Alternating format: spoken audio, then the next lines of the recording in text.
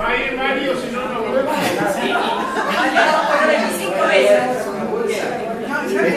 Esto queda grabado, pero Mario es grande y hace lo que él quiere.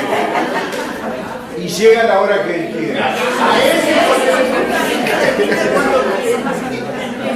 Quedó grabado. Hay más. Esta es la misma que vimos, repartimos el último miércoles. Va. Es la última que queda. Pero sacamos más porque vamos a estar unos días con esta. El linchismo nacional.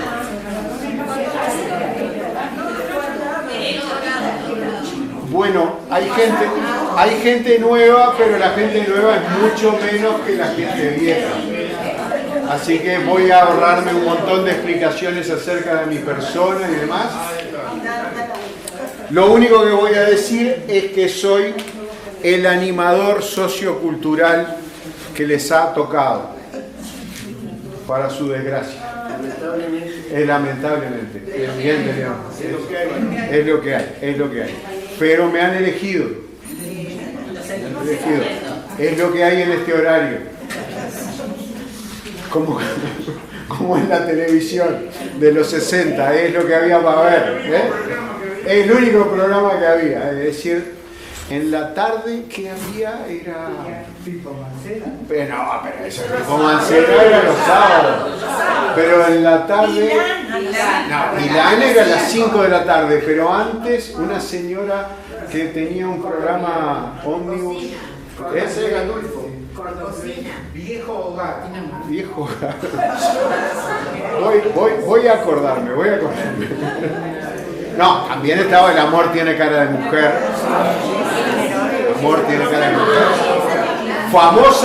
Famosas comedias que había en horarios más tardíos. La caldera del diablo.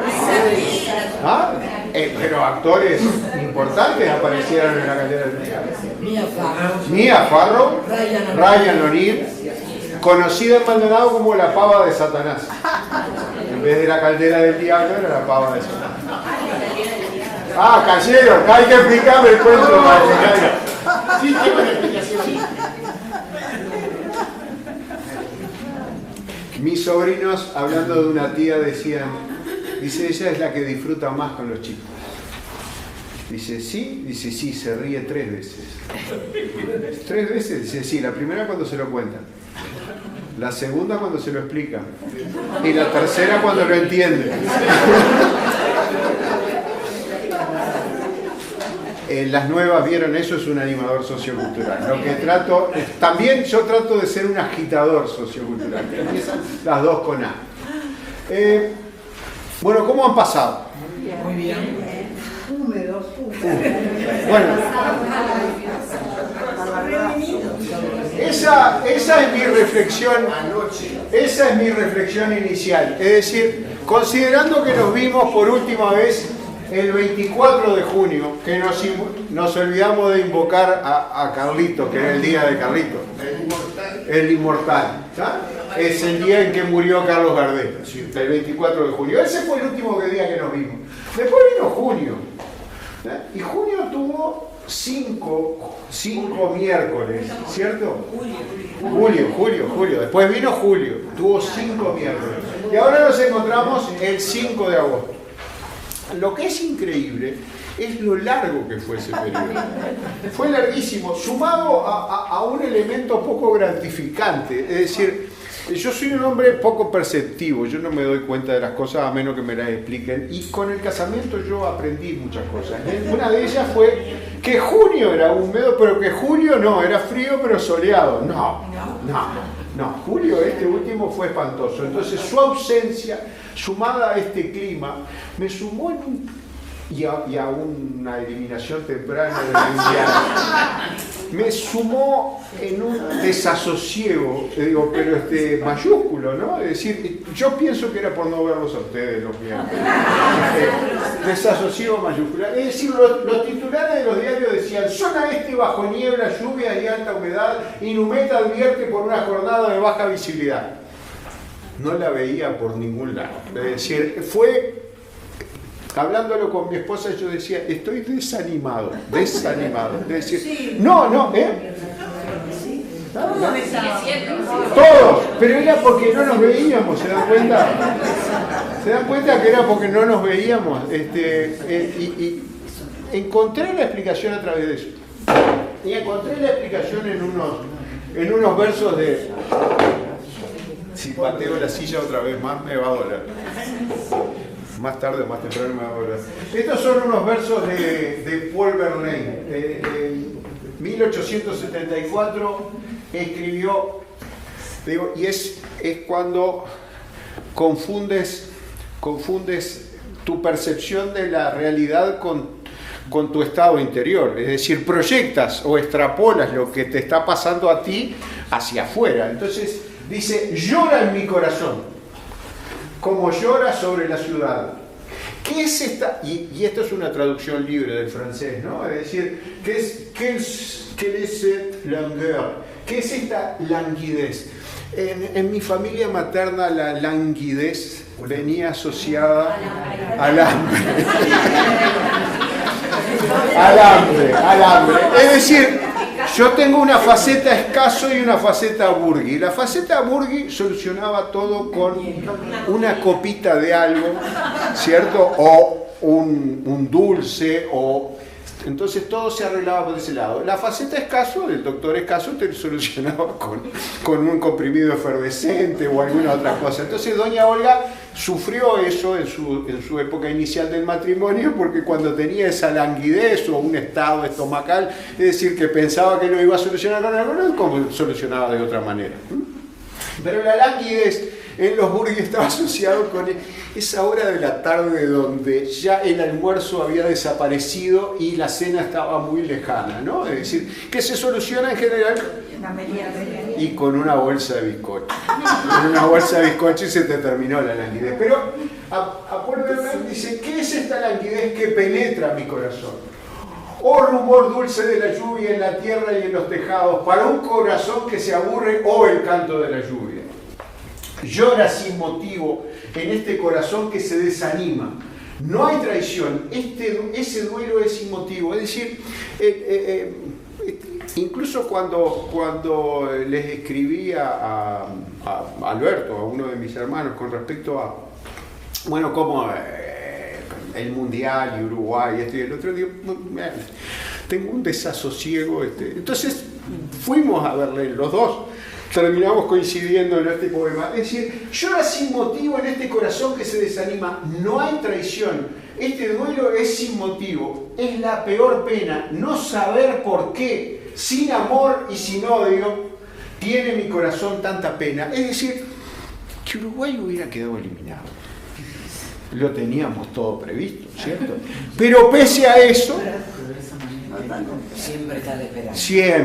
Siempre. Ahora, miraba por la ventana y estaba lloviendo. Y había nieve. Yo levantaba la cortina y siempre gris.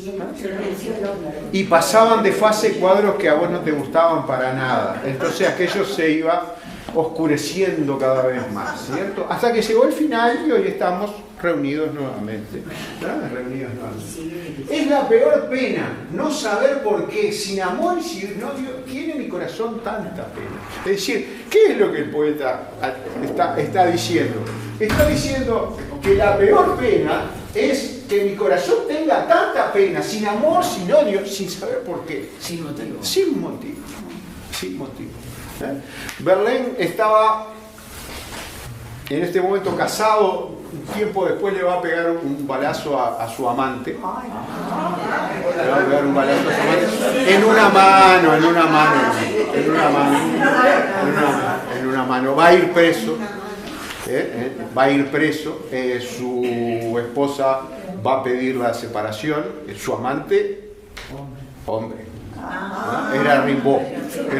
Es decir, entra en la categoría de los poetas malditos en determinado momento.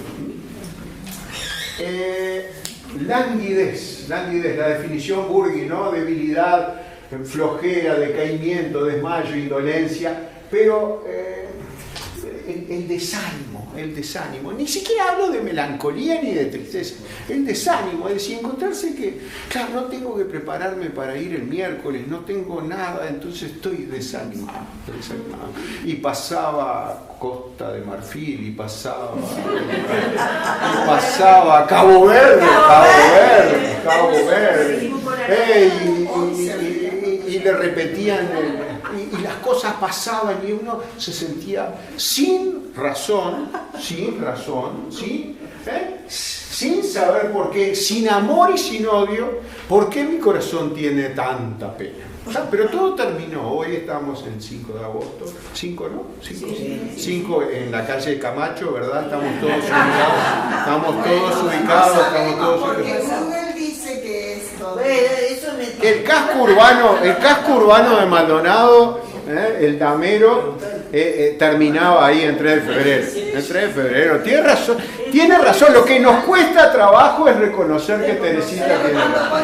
Nos cuesta trabajo. Aparte, se asomó a la ventana para sacar la foto del cartel. Se asomó a la ventana para sacar la foto del cartel desde el piso 7, ni siquiera 6. No, desde el 7 hubiera sido más grande la caída, pero no pasó. Pero ese tiene equivocaciones también, ¿o no? ¿Quién? El Google está. A ver, les puse un ejemplo.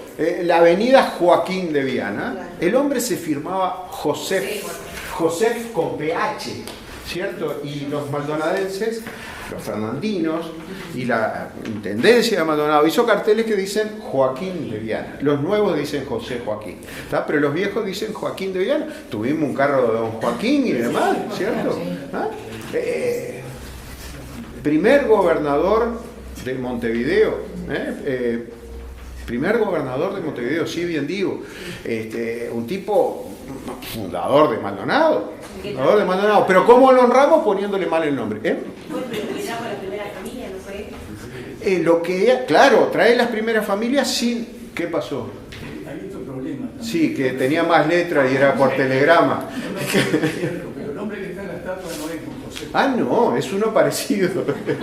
Es más barato que encontramos en Torresán y la hecho. Y es que probablemente el José Joaquín de Viana haya tenido una coleta, ¿cierto? Atada, el pelo atrás, ¿cierto? Y bueno, y ahí consiguieron un nombre del siglo XVIII, y bueno, y ahí lo tenemos.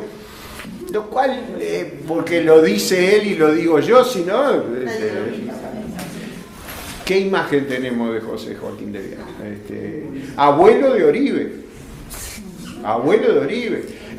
Un tipo fundamental, es decir, es el que pone a las primeras familias acá sin tener permiso como para hacerlo. Es decir, José Joaquín de Viana, gobernador de Montevideo, entre otras cosas, se encarga de la colocación de los marcos entre la frontera entre España y Portugal. Y dice, y esta bahía con esa fuente de agua no puede estar a disposición del que quiera venir. Entonces hay que asentar familias ahí y sin tener jurisdicción lo hacen. La gobernación de Montevideo no tenía nada que ver con Maldonado, eran tierras del virreinato de Río de la Plata. Y además tiene otra cuestión importante José Joaquín de Viana. La isla de Maldonado, por él pasa a llamarse Isla de Gorriti. José Joaquín de Viana es el primer gobernador de Montevideo. Antes había tenido gobernadores militares. Entonces viene el ex gobernador, el que había sido gobernador hasta ese momento, gobernador militar, y dice, los militares no pagamos impuestos a la corona porque hacemos la guerra a los indios. Y José Joaquín de Viana le dice lo que contesta Ute y Antel: pague y después reclame, ¿cierto? Y entonces el otro se desacata y lo manda preso a la isla. Y como se llamaba Gorriti ese hombre, la isla pasa a llamarse Isla de Gorriti. Es decir, pero ¿cómo le pagamos a ese hombre? Poniéndole los carteles más cortos. José Joaquín de Viana, le ponemos Joaquín de Viana. Y lo recordamos así. Bueno, ese error está en Google repetido. Por lo tanto, démosle la razón a Tensilla. Pero yo me hago lío.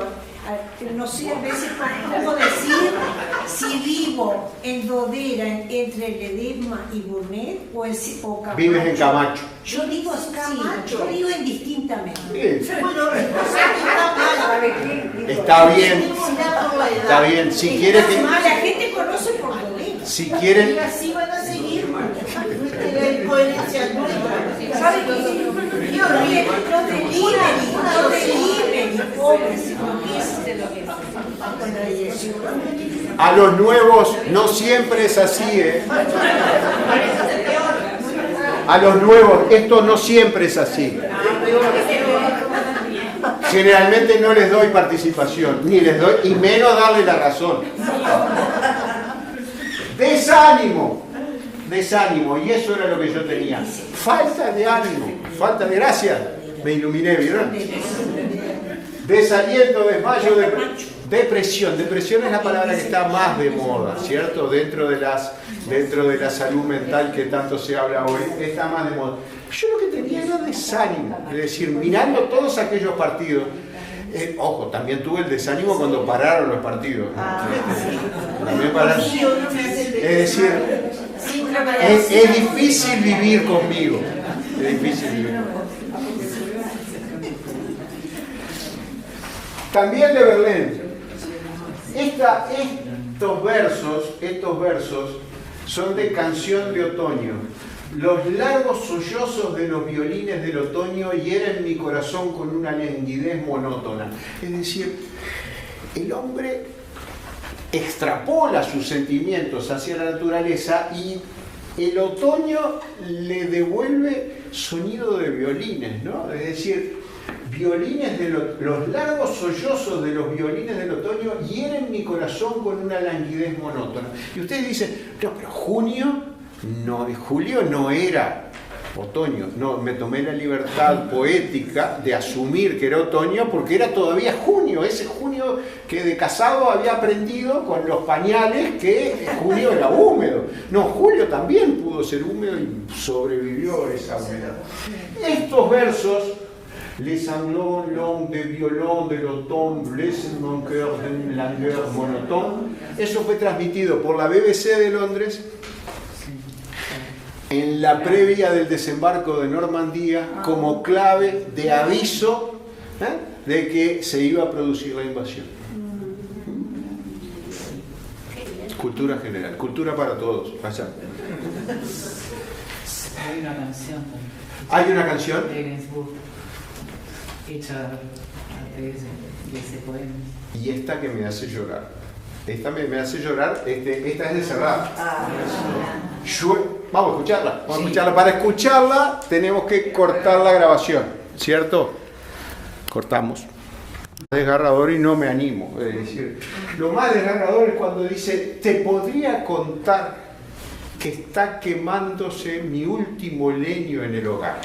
Entonces ahí sí tenés una imagen de desolación terrible, porque si te podría contar es que no la tiene a ella, y que además de todo el panorama que me pintó, de los chopos, los álamos, medios deshojados, el agua cayendo por los pardos tejados, que ella no está, y que quema el último leño en el hogar.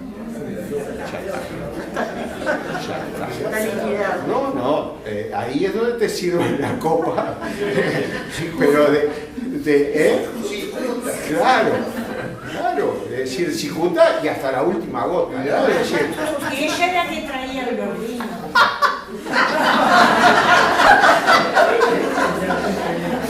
tenemos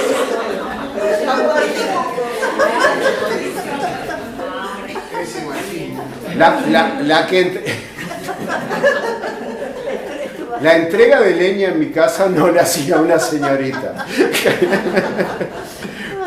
Pero la imagen es potente, ¿no? Es decir, detrás de los cristales, además de la pinta del muchacho que le podemos abrir un crédito, ¿no? Que va a llegar, va a llegar. Año 1968. En un simple, esto en el lado B y del lado A, tu nombre me sabe a hierba. Entregate, Mincho, que estás rodeado. ¿Ah? Es decir, tu nombre me sabe a hierba, de la que crecí en el campo a golpes de sol y de agua. Tu nombre me lleva atado a un pliegue de tu talle y a un bies de tu enagua. Ponente. ¿Ah? Además, con esa voz y demás, vamos a darle crédito. Llueve detrás de los cristales, llueve y llueve sobre los chopos, sobre los álamos medio deshojados, sobre los pardos tejados, sobre los campos llueve. Pintaron de gris el cielo y el suelo se fue abrigando con hojas, se fue vistiendo de otoño. Te podría contar que está quemándose mi último leño en el hogar, que soy muy pobre hoy, que por una sonrisa doy todo lo que soy. Ahí me arrancaron el corazón y me hicieron llorar. De Joan Manuel Serrat, 2 canciones, esta y Elegía, la que le canta al amigo muerto. Sigé, Ramón Sigé, que se ha muerto como de rayo. Y dice, es otro tipo de duelo. Dentro de ese disco, La Paloma, el titiritero, poco antes de que den las 10 en nuestra casa, Manuel, se llamaba Manuel, nació en España. Tu nombre me sabe hierba, poema de amor, balada de otoño en cualquier lugar, mis gaviotas. Tu nombre me sabe a hierba, no, eso es a hierba, esto es, bueno, ahí lo tenemos, no, ya está. Pasamos a brasileño. Ahora pasamos a brasileño. Charly García nos va a cantar ahora dentro de un rato, nos va a decir que la alegría, es decir, en un momento en que el argentino, año 1983, dice que la alegría no sea solo brasilera, ¿no? Es decir, que tener un golpe de alegría. Pero Antonio Carlos Jobim y Vinicius de Moraes habían escrito esta canción, La Felicidad. La habían escrito en 1959, 58 para Orfeo Negro. Entonces va a tener una estrofa dedicada. La felicidad del pobre parece la gran ilusión del carnaval. La gente trabaja el año entero por un momento de sueño para hacer su fantasía de rey o de pirata o jardinera. Y todo se acaba una quarta-feira. Quarta-feira. Miércoles. Segunda, lunes, martes, terza, quarta-feira, miércoles. Es decir, el miércoles del carnaval no es el carnaval más largo del mundo como el que tenemos nosotros, que dura meses y meses, no. Es decir, el miércoles del carnaval, el entierro del carnaval, el miércoles de ceniza, y ahí se termina. Y entonces dice, la alegría del pobre, y todo se acaba el miércoles. Entonces, la felicidad. Vamos a escucharlo. Sí, vamos a escucharlo. Cortamos. Esto es muy superior a la anterior. a la voz de Silva.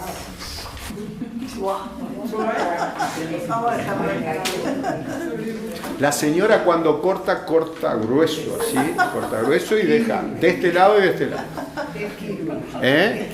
No, cortamos. Estos dos otros dicen, la tristeza no tiene fin, la felicidad sí tiene. El miércoles al pobre se determina, todo se acaba el miércoles de carnaval, ¿cierto? Esto es Orfeo Negro, es decir, son dos amantes y Orfeo va a fallecer el miércoles, atropellado en el tránsito. Pero la sutileza con la que trata el tema de la felicidad es como una pluma que el viento va llevando por el aire. Vuela tan leve y tiene vida breve, precisa que haya viento sin parar. Es decir, la felicidad necesita todos esos cuidados. La felicidad es como una gota de rocío en el pétalo de una flor. Brilla tranquila, después leve, oscila y cae como una lágrima de amor. Y lo que dice Vinicius recién, la felicidad es una cosa loca, más tan delicada también, que tiene flores y amores de todos los colores, tiene nidos de pajaritos, todo eso ella tiene. Y es que ella, por ser así tan delicada, que yo la trato siempre muy bien. Es decir, ¿por qué? Porque la felicidad es inacible, ¿cierto? Esos versos lo que me están diciendo es, sí, está todo fantástico, pero esto se termina. Palito Ortega va a ir mucho más allá.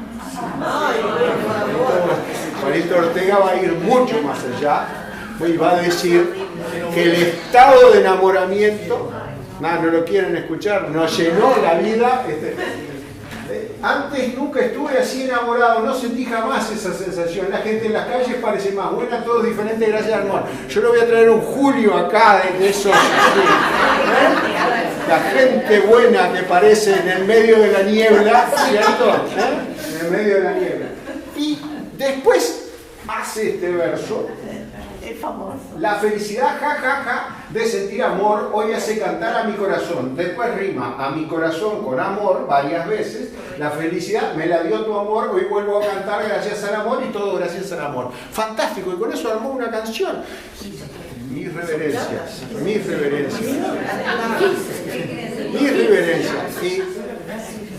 Y intenté meter, y mi esposa es consciente de esto, intenté meter muchas canciones de este tipo en mis periodos de, no voy a decir de melancolía, de desánimo, ¿cierto? A ver si me levantaban. Y lo único que pensaba, digo, los argentinos, porque ese género se llama porteñada, ¿cierto? ¿Está?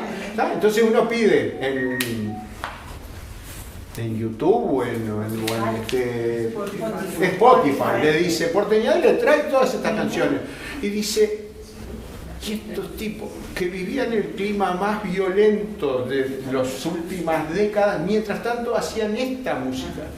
Y también, a ver, el arte siempre es, o cualquier forma de expresión del arte, es una forma de evasión también de la realidad. Y bueno, con la felicidad, jajaja, no pude superar esa desgracia. ¿No la quieren escuchar? Lo tenemos acá. Ahí venía. Charly García, 1983, otros años, va a cantar: yo no quiero volverme tan loco, yo no quiero vestirme de rojo, yo no quiero morir en el mundo hoy, yo no quiero ya verte tan triste, yo no quiero saber lo que hiciste, yo no quiero esta pena en mi corazón. Yo no quiero meterme en problemas, yo no quiero asuntos que queman, yo tan solo les digo que es un bajón, yo no quiero sembrar la anarquía, yo no quiero vivir como digan, tengo algo que darte en mi corazón. Bailando en una calle cualquiera en Buenos Aires se ve que ya no hay tiempo de más, la alegría no es solo brasilera. Es decir, 1983, Argentina había pasado la década del 80, el 82, Guerra de las Malvinas, cambios. 1983 sale esta canción, yo no quiero volverme tan loco, en el álbum Yendo de la cama al living. De un lado, No bombardeen Buenos Aires, y del otro lado esta canción, incluyendo las después en un LP. Si la escuchamos tenemos que cortar acá. Esto es más rock, ¿no? Los mundiales, y la alegría pasa a ser argentina. Hasta que se termina la artificialidad, es decir, porque lo que vivimos en julio con el mundial, la niebla sigue ahí, siguen los mismos temas que teníamos, y ese otro estímulo externo terminó. Muchas veces hablo de Winston Churchill y su perro negro, es decir, él hablaba de sí mismo, y de sus momentos de desánimo, no hablemos de depresión. Hoy por hoy hay análisis de bipolaridad y demás en el caso de Churchill. Él hablaba de su perro negro. Su perro negro, es más, escribía, fue premio Nobel de Literatura, pero probablemente por motivos políticos. Digo, pero la escritura era una forma de deshacerse de su perro negro, es decir, de su bajón. Ojo, están hablando de un tipo, es decir, acá está con Chaplin. Me encantó esa foto cuando la vi para mostrársela. Miren la postura de Chaplin, si no es la postura que después lo va a ver en su personaje, ¿no? Acá es una foto en Estados Unidos en la década del 30 con Chaplin. Este es el Churchill al cual nosotros estuvimos nos acostumbramos a ver en los documentales, en las películas, en las fotos de los libros de historia, ¿no? Es decir, el tipo desafiante, el estadista, ¿no? Sentado con Roosevelt y con Stalin. Ya esto es la conferencia de Teherán, ya en 43, ya la guerra se estaba definiendo. Y también tenemos que mirar otro Churchill. Esto es una anécdota interesantísima. Churchill cumple 80 años y el Parlamento le regala un retrato. Él pintaba. Y entonces se hace bromas con el pintor. Dice, yo te tendría que hacer un cuadro a ti mientras tú me haces mi cuadro. Y el pintor no quiso en ningún momento, le puede haber mostrado algún boceto y demás, pero no le mostró la obra terminada. ¿Miraron la serie de The Crown? Sí. Perfecto. Bueno, esto aparece en The Crown, es decir, le pintan el cuadro, se lo regalan, esto es en la cámara. Ahí está él haciendo un discurso y recibiendo el cuadro que le acaban de regalar y se da vuelta, lo mira el cuadro y dice, es una obra, es un claro exponente del arte moderno. Y hace nada más que ese gesto, la gente se ríe, él también se ríe con ironía, el cuadro va para su casa y él lo desprecia totalmente, es decir, este es el cuadro. Retrato de Winston Churchill, Graham Sutherland. Él siempre lo despreció. Es más, los comentarios que dicen que hizo sobre el cuadro fue que parecía que estaba sentado en el inodoro teniendo una deposición dolorosa, es decir, un inconveniente, ¿no? Entonces lo odió el cuadro. Cuando lo estaba pintando el pintor, él le dijo, dice, ¿me vas a pintar como un bulldog o como un ángel? Dice, pues depende de lo que usted me muestre. Claro, y el artista vio esto en él, en un hombre de 80 años. Sin embargo, dicen que estaba mejor él recibiendo el retrato que el propio retrato. Es lo que hablamos siempre sobre los retratos y los espejos, es decir, ¿qué es lo que te devuelve la mirada del otro? ¿No? Entonces, con su perro negro, Churchill se lo llevó para su casa y nunca se exhibió. A la muerte de Churchill no se supo más del cuadro y a la muerte de Clementina, su esposa, el cuadro desapareció. Es decir, la cámara lo pide para que vaya a exponerse en la cámara. Dice, no, el cuadro no está más. Hay toda una historia de que se lo dieron al jardinero para que lo quemara. Una obra que estaba muy valiosa, ¿no? Es decir, y que no era de él, había sido pagada por el Parlamento. Se suponía que iba a ir a exhibirse y él lo hizo destruir. Su perro negro no superó la imagen con la que se veía retratado ahí. ¿Qué tiene que ver eso? Yo qué sé. Con nuestro tema, con la niebla, con el desánimo, todo, está todo. Es decir, ya lo hemos hablado, ¿no? Es decir, pero el perro negro de Churchill no superó verse así en el espejo de la mirada del otro. ¿Qué hacemos con nuestro desánimo? Y nos juntamos los miércoles y venimos. Nos juntamos los miércoles, venimos y hablamos de cualquier pavada, hasta de cosas que no tienen nada que ver entre ellas. Pero vimos, así, que la felicidad es una pluma que va volando en el aire, muy delicada y que necesita siempre viento para moverse. Vimos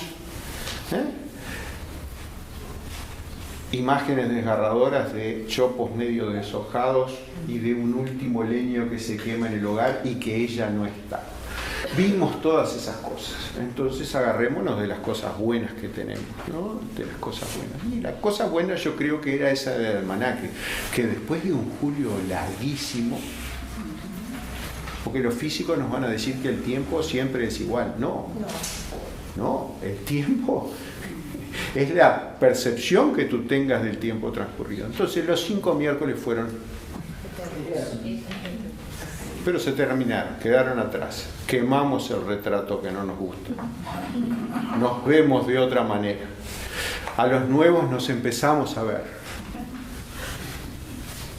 Y ahora empezamos.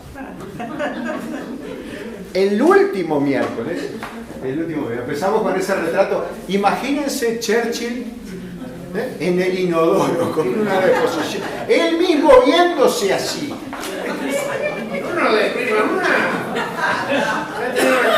Pero lo quemó, se lo sacó de encima. Y no era de él. Esto parece, me hace acordar a alguien que aparece todos los días en televisión. De alguien que aparece todos los días en televisión. Un señor, yo no lo quiero nombrar. No nombres que bien. El último miércoles les entregué una hoja, después, no me acuerdo si hablé antes de mi viaje a Estados Unidos o hablé después, y después esa hoja de repente si la buscan la tienen en su casa, si no, a los que le falta hoy la traemos la próxima sesión, porque tiene 3 lecturas, y las lecturas estaban elegidas en base a ¿qué? En base al momento en el cual estábamos viviendo, a eso del linchismo nacional. Y Benedetti es un mago de la palabra, ¿no? Va a definir algunas cosas. Ese cuento está en una antología de los humoristas de marcha. Fue publicado, como dice al pie, el 13 de julio de 1956. Se llama El hinchismo nacional. Y arranca con: el hincha es un consentido social. Tengo años de hincha, tengo 60 y pico de años de hincha. Jamás lo había visto como un consentido social. Lo había visto como un ser normal que deambula por ahí. Y a partir de esto se me hizo carne de que sí, los hinchas somos consentidos sociales. Cristina nos va a decir que su marido era un hincha y que ella no lo entendía. ¿Y por qué lo tenés que entender? ¿Por qué tenés que entender a un ciclotímico que un día está eufórico y al otro día está deprimido?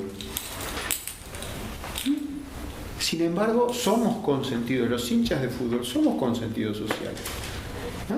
Dependiendo del resultado de Peñarol de hoy, vamos a andar más contentos mañana o menos. ¿Y qué importa eso? Y sin embargo, pretendemos que nuestro entorno nos sostenga cuando estamos, cuando el segundo gol de Wander, y nos aguante cuando el tercer gol de Peñarol. Y esas cosas no tienen sentido. Y sin embargo, y Benedetti muy rápidamente me lo pone así: el hincha es un consentido social. Fabrica su entusiasmo y lo sostiene, lo pule, lo exagera. Los demás están para aguantarlo y decirle que sí, y a veces para darle tilo. Es decir, se necesita un tipo iluminado y crítico como para ver al otro y verse a sí mismo en esa situación de consentimiento. Cristina, Pero, mi esposa me aguanta porque soy amoroso. Claro, no, pero porque tengo otras virtudes. Pero por eso perfectamente, digo, lógicamente vamos a tener que andar años por un desierto en el infierno purgando las culpas de lo que hice en vida. Pero no lo voy a abandonar, voy a seguir siendo así. Pero piensen en esa primera frase, el hincha es un consentido social. ¿No? Imágenes desgarradoras. El otro día Ceuta y la invasión de gente saltando la verja. ¿No? Si no le ponías audio y ponías gente gritando Peñarol, Peñarol, parecía una locura, una desbandada, un descontrol. El tipo que cruza Avenida Italia sin mirar para los costados y dice esto es Peñarol. ¿Ah? Es decir, piénsenlo en ese sentido. El hincha es un consentido social. Aguantamos muchas cosas del hincha. ¿Por qué? Porque hay un consentimiento social de que hay que aguantar. De que te pinten el muro, de que haya líos a la salida del estadio. Fabrica su entusiasmo y lo sostiene, lo pule y lo exagera. Los demás están para aguantarlo y decirle que sí, y a veces para darle tiros. Pero cuando el hincha se encuentra con el hincha, entonces ya no se aguantan mutuamente, se dan como en bolsa, se odian sin piedad. Repito, 1956, no estamos hablando del último enajenado alrededor del Parque Central o de la cancha de Peñarol. 1956. Su frenesí representa naturalmente un contrasentido, ya que por lo común está destinado a las cosas menores de la vida. Tengo que ir para atrás en el tiempo e ir a Arrigo Sacchi. Lo vimos en algún taller anterior. El fútbol es la cosa más importante entre las cosas menos importantes. Es decir, ¿por qué posicionamos durante el mes de junio, julio, el mundial por sobre todas las cosas? Porque somos hinchas. ¿Ah? Pero ¿qué otras cosas hay más importantes que el fútbol? Todas las otras. Todas las otras, la verdaderamente importante. Esta frase es atribuida a Arrigo Sacchi, un entrenador italiano. También dicen que Valdano la dijo. Me hubiera encantado decirlo a mí. Es decir, y esta es la valoración más significativa. El fútbol es la cosa más importante entre las menos importantes. Es decir, tenés que elegir entre el fútbol y ¿qué elegís? ¿No? Bueno. Mi señora me dijo, no, esto es un cuento, leído estaba en el vidrio de atrás de un auto. Dice, mi señora me dijo, no estaba toda la parte previa, ¿no? Que es esta que les estoy diciendo, estaba el remate del chiste. Mi señora me dijo, cansada de la pesca, todos los días te vas a pescar, todos los días vuelves con pescado, todos los días vuelves con olor a pescado. La pesca o yo. Entonces el remate del chiste estaba en el vidrio de atrás de un auto. Dice, los días que no hay pique la extraño.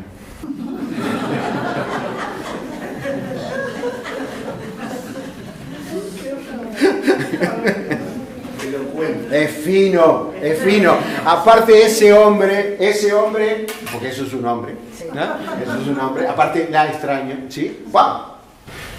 El amor no tiene fronteras. Pero había puesto nada más que el remate. Los días que no hay pique la extraño.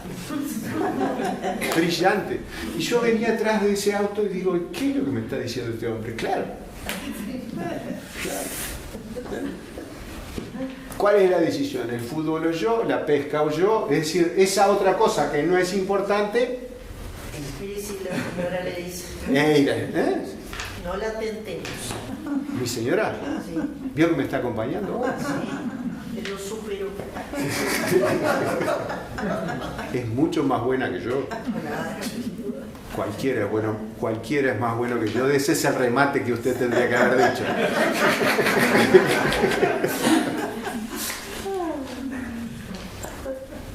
Señoras del fondo, miren que esto no siempre es así.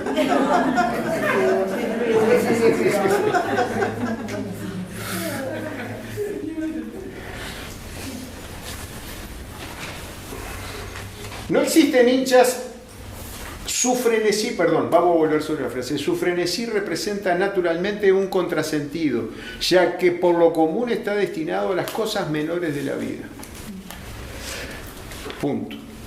No existen hinchas de la gnoseología de Toynbee, de Heidegger. Estos solo tienen partidarios. Está hablando de escritores, de ramas del estudio. Estos solo tienen partidarios.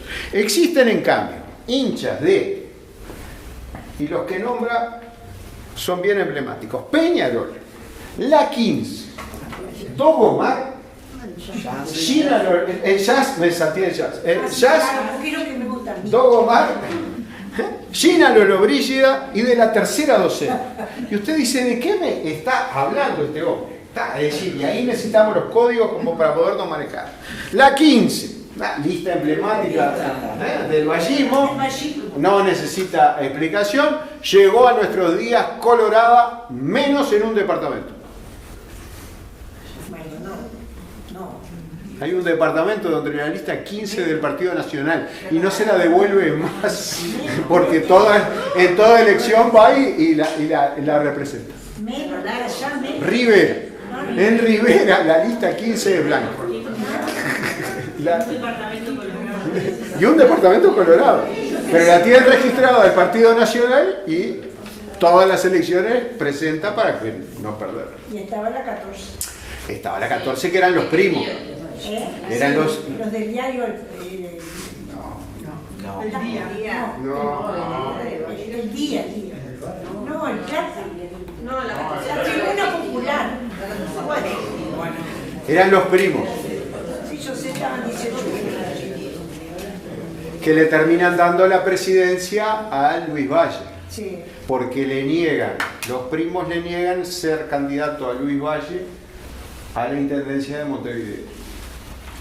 Y entonces lo que tiene Luis Valle es ir de presidente de Berreta. De Berreta. Y Berreta muere. Sí, eso ya le dijo el médico, ¿no? Esa es supuestamente una de las mayores infidencias de la historia política del Uruguay, donde le mandan decir a Luis Valle que el hombre se moría de cáncer en ejercicio de la presidencia y que él iba a ser presidente. Entonces acepta la vicepresidencia y termina de presidente. Ahora, los de la 14 no eran... Era César y el otro era... César Valle. César Valle. Era la gente del diario El Día. Era El Día. Bueno, la 15. Fíjense los hinchas de la 15, que todavía estamos hablando de esas historias que hay. Del jazz. No, perdón. Benedetti, nacionalófilo, con un espectador en el Estadio Centenario habitual, que en analepsia de mi sueldo, miren qué libro conseguí, Mejores Meneallo de Benedetti. Vamos a sacarlo acá, ahí está, para Mejores Meneallo de Benedetti, el que siempre hemos citado, es decir, un Benedetti que lejos de lo que Don Quijote le dice a Sancho de déjalo así, no lo muevas, peor es meneallo, él dice mejor es meneallo, mejor es menearlo. Entonces, en analepsia de mi sueldo, él va a decir acá, mi sueldo nació allá por 1935, 15 años después que yo. Mi sueldo nació 15 años después que yo. La gran 7, ¿cómo pasa el tiempo? Siempre fue pálido, delgaducho, el fiel anuncio de la porquería que iba a ser. 20 años después. Estaba representado por 30 pesos de los de antes, cuando el perejil valía 4 guitas y todavía... cuando el diario valía 4 guitas y todavía regalaban el perejil y el vaso de soda. 30 pesos que no eran mucho, pero que alcanzaban para pagar el alquiler, ir 2 veces al cine por semana, comprarse un sobretodo, cortarse el pelo, ver el clásico desde el América, adquirir un rancho de paja y unos calzoncillos largos con calor de hogar. ¿tá? Es decir, este mismo Benedetti que me dice que su sueldo le alcanzaba para ver el clásico desde la América, hincha de Nacional, cuando ponga, existen en cambio hinchas Peñarol. Para mí te reconoce que el hincha verdadero es de Peñarol. Sí, también. Esos son muy lindos, ¿o no? Los otros son simpatizantes. Sí. De la 15, del Jazz, de Dogomar. Dogomar es un afiliado que tenemos en este taller, Dogomar Martínez, que lo trae Jaime Ross en Que el letrista no se olvide, ¿no? El letrista no se olvide, lo trae. ¿O dónde lo trae? No, lo trae en... No lo vieron a Molina. Es decir, no me olvido más del ñato imitando a Dogomar. A Dogomar Martínez. La cantidad de Dogomar Martínez que yo conocí en el liceo, porque eran Martínez y los padres le ponían Dogomar. Le ponían Dogomar de nombre. Sí. Que Dogomar se llamaba Omar. Sí, Omar. El gallego, cuando lo fue a anotar, dijo que iba a anotar a Don Omar Martínez y lo anotaron como Dogomar.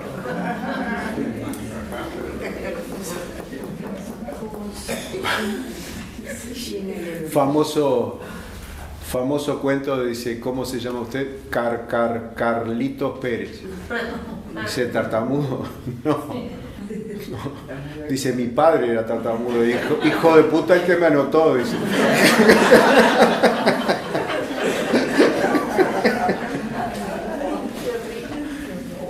Señoras, no es siempre es así. Estoy saliendo de mi desánimo, tengan en cuenta eso. Dogomar, de Gina Lollobrigida, la época en que aparecieron las actrices de cine italianas, Sofía Loren, Gina Lollobrigida, Claudia Cardinale.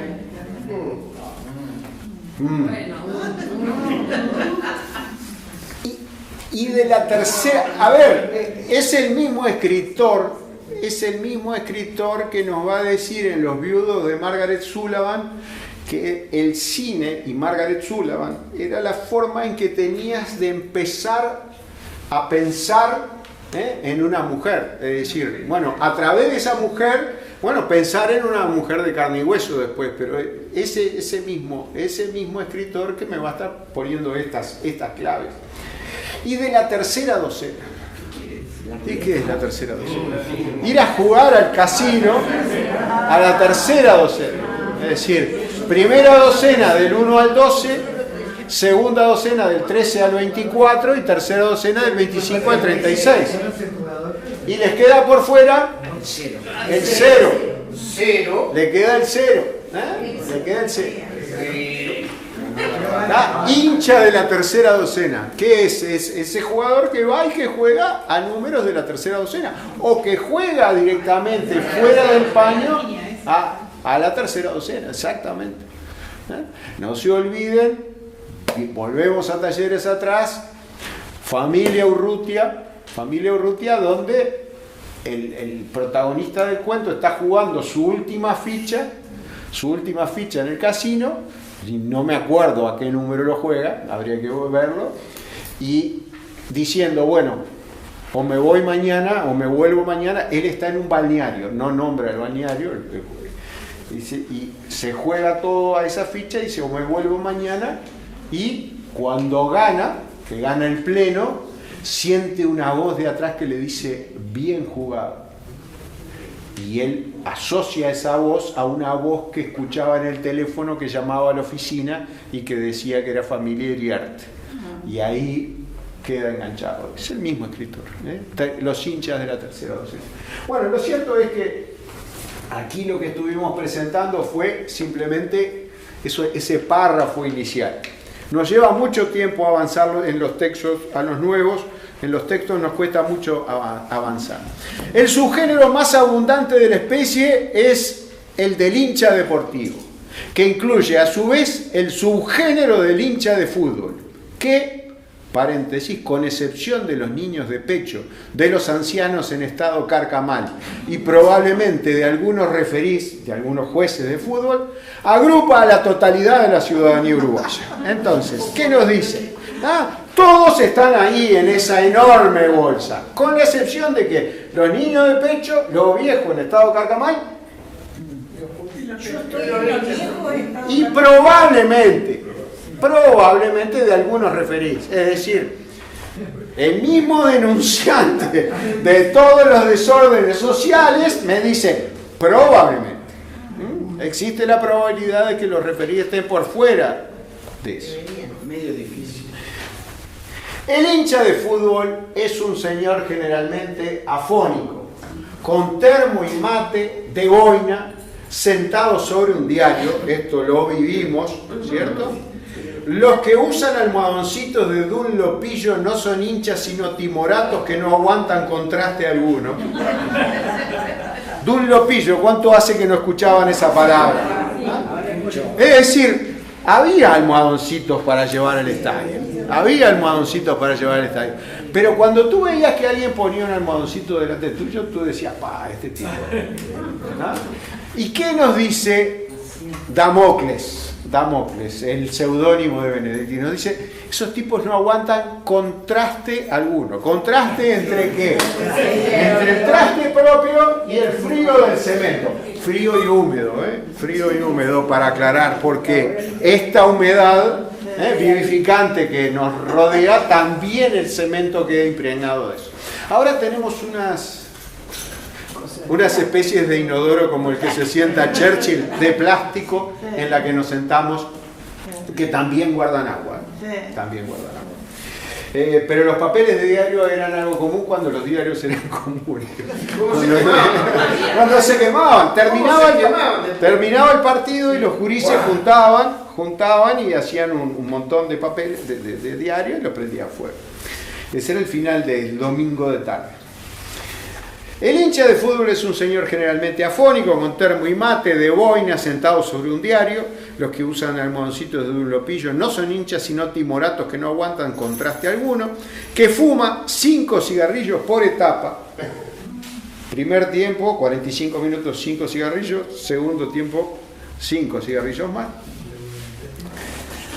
Y soporta el exceso de sol o de llovizna. Eso lo soporta.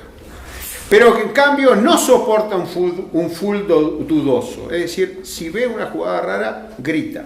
Un señor que si grita, podrido, chorrazo, refiriéndose al juez, desparrama en la fila de adelante los restos de espinaca.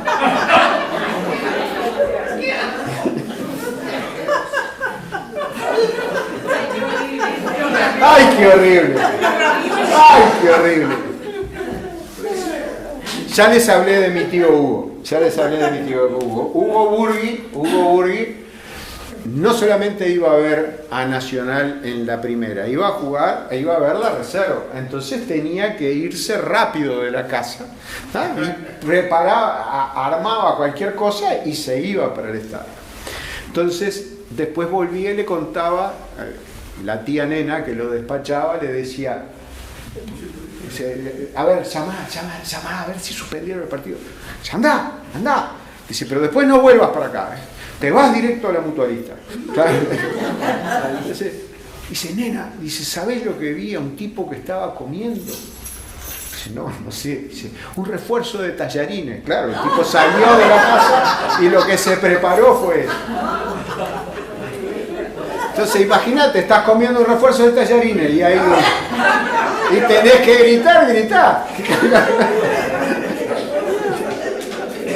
A ver, vieron el Mundial. No es fútbol, pero se parece bastante. Es una versión con bar de lo que era el fútbol, es una versión con puestos de comida dentro del estadio de lo que era el fútbol y demás. Con interrupciones cada 25 minutos. ¿Ah? Y a los 10 minutos del segundo tiempo todavía no se habían llenado los bancos. Es decir, la gente estaba comiendo arriba. Lo vieron. Bueno, tiene una ventaja, es decir, que no estabas comiendo encima del espectador que estaba delante de ti. Volvamos a 1956. Espinaca, sí. Un señor que si grita podrido, chorrazo, refiriéndose al juez, desparrama en la fila de adelante los restos de espinaca o de milanesa que constituyen el fondo de reserva de su dentadura postiza.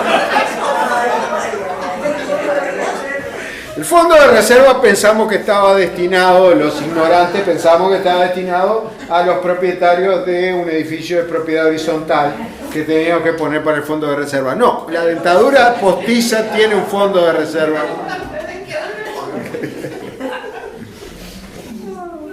Un señor que cuando grita, che, Magú, ¿dónde viste el Orsay? Y ahí necesita Mr. Magú. Mr. Magú era un señor que no tenía ninguna particularidad, un señor de clase media acomodada, dentro de la década, empieza en la década del 40, Magú, un dibujito animado, maneja, tiene su casa, tiene sus mascotas, tiene su trabajo, tiene sus vacaciones, pero no ve nada. ¿No? Por eso lo de Magú, es decir, la cara del señor te mostraba un señor cegatón totalmente. Algo que ahora sería políticamente incorrecto, absolutamente, hacer las desventuras y andanzas de un señor que tenía que usar unos lentes muy gruesos.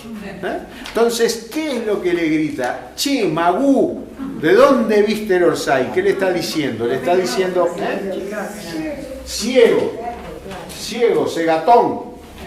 Che, Magú, ¿dónde viste el Orsay? Y alguien se atreve a contestarle, callate que el juez está bien. No vacila en agregar, así que está bien. La que debe estar bien es tu hermana.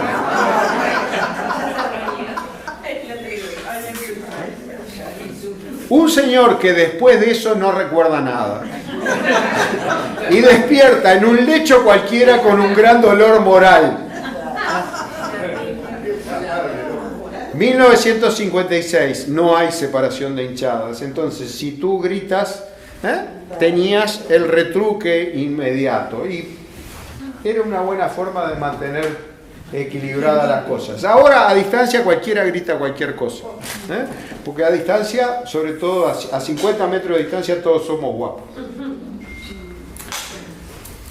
Un señor que después eso nos recuerda, además, el hincha de fútbol reproduce el lunes en la oficina las mejores jugadas del clásico y hace atajadas sobre los escritorios y tira penales contra los ficheros. Por desgracia, esa tribu innoble y materialista de jefes y directores suele no comprender ni compensar su inmejorable estado atlético.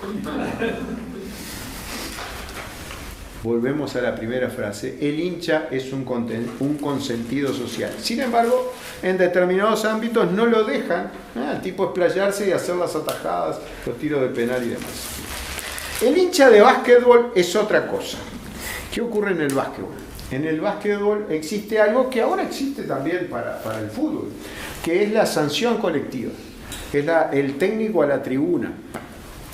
Eso existió desde siempre que yo recuerde. El técnico a la tribuna es si la parcialidad del equipo A, de Aguada, de Bohemio, del que fuera, comete un exceso de cualquier tipo, el juez o la mesa sancionan técnicamente a esa parcialidad. Y se cobran, creo que eran libres dentro de la cancha, ¿no? ¿Se interrumpe el partido? No sabe nada. Bueno, pero lo cierto es eso, es decir, que existe... Dos tiros. Entonces, ¿qué nos dice Damocles? El hincha de básquetbol es otra cosa. Representa la victoria y ahí, ojo, corrijan ustedes, porque el corrector ortográfico creo que cometió un error. La palabra exacta es muchismo, y creo que ustedes tienen muchísimo. No, es muchismo, es decir, ¿qué es lo que nos está planteando la redacción? Del muchismo, de los muchos sobre la individualidad. No es del muchísimo, es del muchismo. Del muchismo sobre el personalismo. Grita en patota, se pelea en patota y es también sancionado en Patoto. El de box, en cambio, el de Dogomar, goza con la sangre derramada y grita: matalo, rompelo, dale en la cabeza, manotea en el aire, bolo punchea, inventa un verbo el narrador. El bolo punch es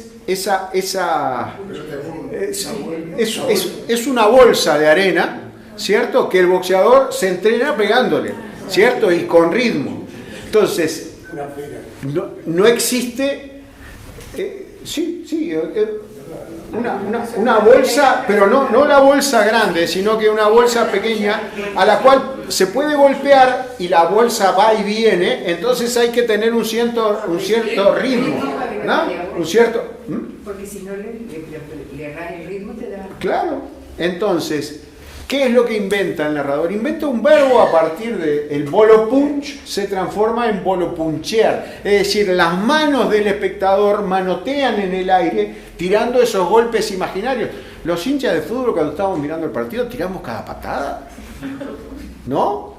Yo lo digo en carne propia.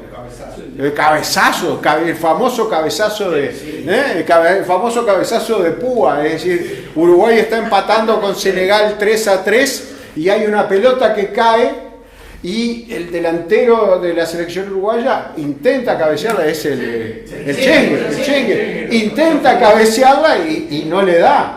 Y el técnico en el banco reproduce el movimiento, ¿no? Es decir, ¿qué hace tu afán? Tu afán intenta hacerlo, ¿no? Van a pensar que vengo de una familia de locos, digo, pues si cuento una intimidad, pero en el dormitorio de mis padres, en la casa donde pasábamos los veranos, había un dressoir, una cajonera sobre la pared a la altura que corresponde a esa cajonera, ¿no? Con un espejo encima, al lado de la cama, un dormitorio pequeño. Y una noche, mi padre, lo conocieron muchos de ustedes, a los gritos que se habían lastimado un dedo, había tirado una patada soñando en la cama que estaba clavado en el piso y que todos le pasaban por al lado, tiró una patada y le pegó a esa cajonera, ¿cierto? Esas patadas las tiramos. Vieron que soy, respondiéndote a ti que estabas buscando un escaso normal, viste que soy bastante normal. Bastante normal.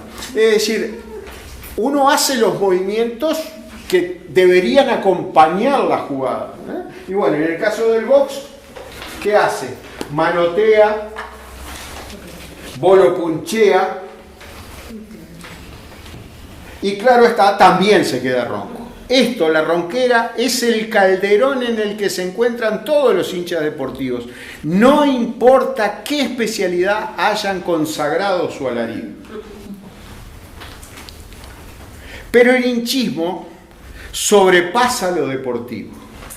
Se ha desparramado como la gripe y la Coca-Cola. 1956. Terminó la Segunda Guerra Mundial. Estados Unidos ha quedado con plantas embotelladoras distribuidas en todos los lugares donde había habido soldados americanos. Bueno, la Coca-Cola empieza a tomar un cariz universal por toda la nación, y hoy en día tenemos hinchas políticos, hinchas musicales, literarios y hasta hinchas de sí mismo como el Cacho. Y acá me tienen que disculpar, pero no sé quién es el Cacho. El Cacho es el asesino. El hincha. Y el Mincho. No, el Mincho es otro. Infarto juvenil. Pero hincha de sí mismo. Mató a un policía. A ver qué ruido hacía. Sí. Porque era hijo de una amiga de mi madre. Yo me acuerdo de esa historia. Bueno, ahí tienen un testimonio directo. Estoy escribiendo una crónica de la Uni 3 y de estos encuentros de literatura y fútbol para... No importa. Y lo que pongo ahí es que este monólogo mío es imposible sin el retruque que me viene desde ahí. Así que el Cacho era un asesino. Era un infanto juvenil. De la época esta. Se llamaba así, sí. Ahí lo tienes. En aquella época no había como 2 o 3 asesinatos ahora. Era uno. Y estaba aparejado. A ver qué ruido hacía. Esa la recordaba, pero no sabía que era el Cacho. Vino de allá esa voz. ¿Qué dijo? Irrepetible. El hincha político es un señor que grita por Luis Alberto, y ahí sí es Herrera, y a lo mejor vota por Luis. Vaya.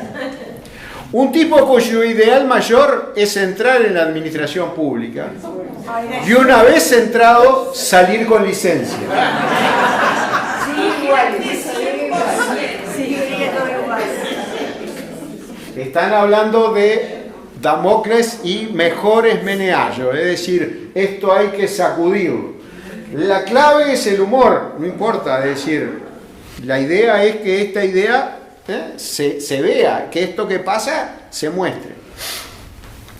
Un frenético que sin embargo no grita, dale en la cabeza, porque es consciente de que en esa materia se piensa con los pies. ¿Está hablando? ¿Ah? El de Vox decía dale en la cabeza, el político no, acá se piensa con los pies. Más fácil que convencer a un hincha político con un argumento es convencerlo con un sobre todo. Aunque en definitiva acepte todo de menos la manga, menos que te manguee. El hincha político se pasa el año preparándose para un clásico que son las elecciones. Llegadas estas, se dedica a los mitines y matones de su preferencia. Discute frente a las pizarras de los diarios y no acepta que nadie arremeta contra sus héroes. El día de los comicios pone su auto al servicio de la causa y se pasa llevando hasta las mesas a esa gente entusiasta de la 14 que en el cuarto secreto vota por la 15. ¿Vos decís que esto no ha cambiado?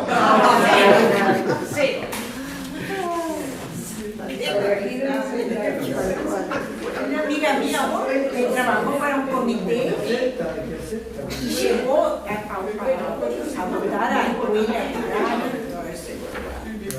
y ella creía que todos los que venían al comité iban a votar. No tuvo ni un voto en esa escuela rural donde ella iba. Sale cuento de los burgues. Sale cuento de los burgues, es decir, vino una vecina y dijo, les voy a traer unas listas porque estoy en esa lista o porque apoyaba esa lista, no sé qué, sí, traiga, está fantástico.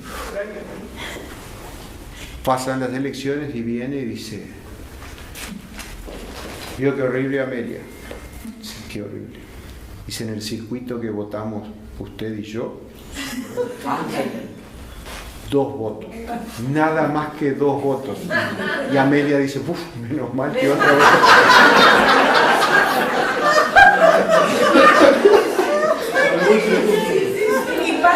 Salí bastante normal, ¿viste?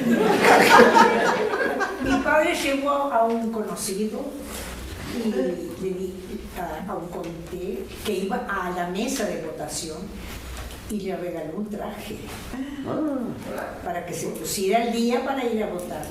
Sobre todo está acá, ¿viste? Y cuando mi padre fue al árbol donde lo había dejado parado, no estaba, se había ido con uno de otro partido. Pero con traje nuevo. Con el traje que mi padre le había regalado. Lo que pasa que lo que no entendió es que con el traje ese hombre era otra persona. Esto es del año 56. Sí. Estamos en el 2026, lejos de mejorar. Mejores Meneallo, ¿viste?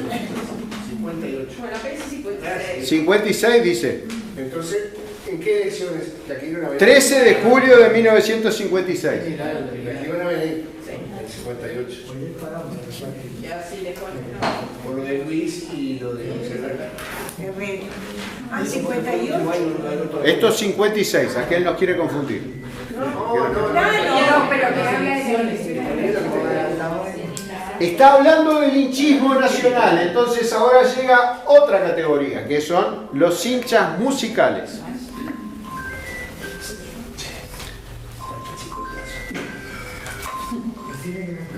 El hincha musical va siempre a la galería alta, tararea el alegro junto con el ejecutante, pega unos terribles chistidos cuando termina el movimiento para que todos se enteren de que él sabe que ahí no se aplaude.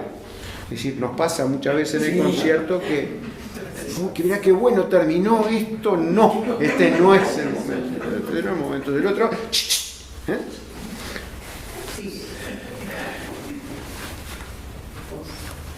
Sigamos, si no, no terminamos más.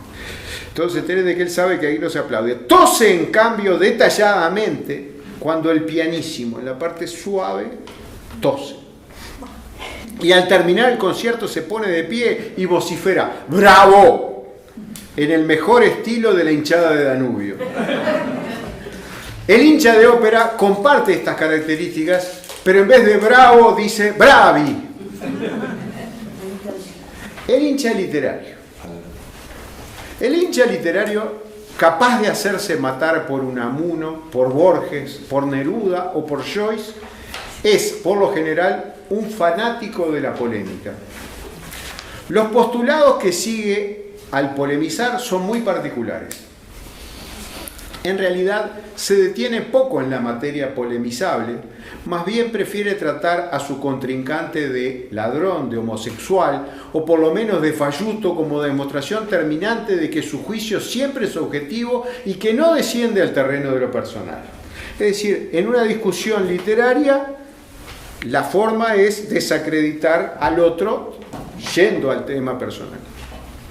Sus opiniones en cualquier zona de lo literario son particularmente mesuradas y se concentran en dos frases tan sonoras como definitivas. Esto es una porquería o es simplemente fabuloso.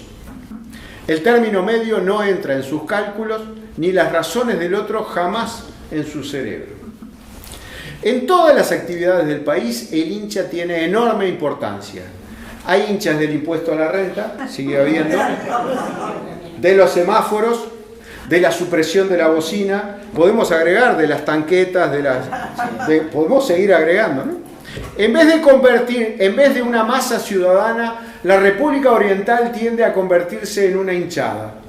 ¿Qué pasará si esa hinchada un día pierde sus ídolos?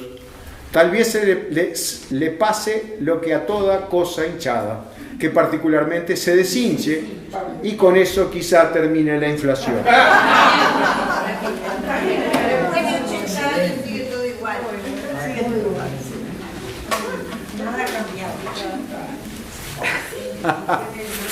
Hay un dicho latino que dice nada nuevo bajo el sol, no sé si les suena. ¿No? Lo puedo decir en latín, pero lo puedo decir en español. No, pero ¿cuál es el estado de cosas que nos va desarrollando? De cosas que eran cotidianas para el narrador denunciante de la situación de cosas en 1956 y que hemos asumido que se mantienen tal cual o aún peor, porque vamos en punto muerto y en la bajada. ¿Cuál era la idea de esa selección de textos que ustedes tienen ahí? Que la primera lectura era esta del hinchismo sobre el tema del mundial y demás. La segunda lectura, que la vamos a empezar el miércoles próximo, Maradona y los héroes, es un fragmento que ya vimos, que es de Vargas Llosa, escrito en 1982 en oportunidad del Mundial de España.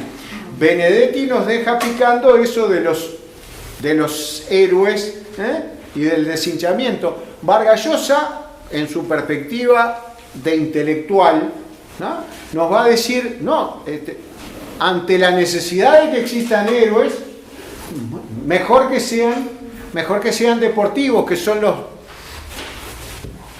los menos perjudiciales, ¿cierto? Los que menos hacen daño. En el 82 capaz que sí, después de que pasaste por esta oleada de Beckham y de Messi y de que todavía no las terminaste de cantar, dirías, preferible ser abstemio a tener toda esta cantidad de bebida. Fíjense lo que hoy son cada una de estos, de nosotros, entronizamos a determinados jugadores, nuestras colectividades cercanas también, y bueno, después todo termina en agua de borrajas. Y la siguiente lectura, que es Carne y Fantasía, que es Maggi, también una lectura vieja, pero también Maggi hablándonos de este ser nacional, este mismo ser nacional del cual nos estuvo hablando Damocles, el seudónimo de Benedetti. Maggi lo va a plantear más o menos en la misma época. ¿De qué fecha es? 52. 52. Lo va a plantear en términos de que, bueno, Uruguay, para licuar todas sus para hacer la catarsis de todas sus cuestiones, 2 veces en el año sus 2 colectividades mayores, las de Nacional y de Peñarol, hacen esa disputa en el circo romano y bueno, y todos nos purificamos a través de eso que sucede allí. Es decir, que los uruguayos somos mucho más saludables que otros que necesitan, bueno, liberar una ideología, crear un imperio. Bueno, nosotros con eso nos quedamos conformes. Bueno, y esas son las lecturas que vamos a estar trabajando. Como no hay más rollo hoy y no tengo más canciones para cantarles ni bailarles, nos vamos 5 minutos antes. ¿Bueno? Pero vayan derecho para la casa. Por favor. Leandro, me quedó una duda. Sí. En los diarios ponían la página principal o lo que fuera el tema que estaba en titular grande en Montevideo.